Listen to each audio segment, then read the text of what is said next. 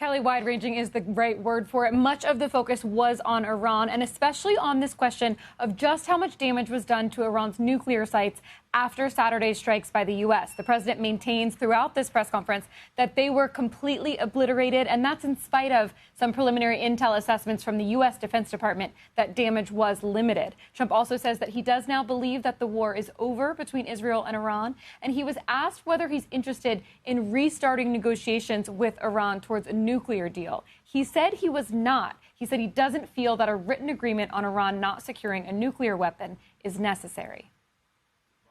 Look, we're going to talk to them next week with Iran. We may sign an agreement. I don't know. To me, I don't think it's that necessary. I mean, they had a war, they fought. Now they're going back to their world. I don't care if I have an agreement or not. Trump later suggested that he could potentially be in favor of lightening sanctions against Iran. He said that, quote, if they're going to sell oil, they're going to sell oil. Then, Kelly, the only trade mention or tariffs mention was when he said that Trump said that he would make Spain pay twice as much in any trade deal as punishment for Spain not agreeing to NATO's new 5% target for defense spending.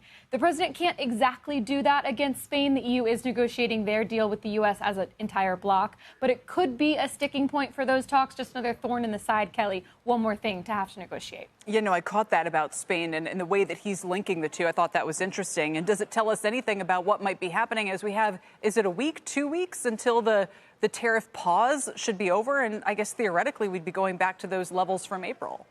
That's exactly right. July 9th is that deadline. It's about 2 weeks from now. What it tells us is just how many issues are on the table with all of these countries. This is an example with the EU, but we've heard from various countries that so many things are wrapped up into these negotiations, often unrelated to trade, such as Spain's defense spending. What we know so far is that, Kelly, the White House has given us now a number of things that they say they've been working on instead of these trade agreements. First, it was the dust up with China that required everyone to go to London. Then it was most recently the Middle East and everything going on there. And now the negotiations with Congress on that spending bill. They say the deals are coming after all of these things are going to be finished. As we get closer and closer to the deadline, it could mean that they extend it. And if they don't, then, of course, the tariffs do go up, as you said, to those rates that we saw in April. All right, Megan, for now. Thanks, Megan Cassella in Washington.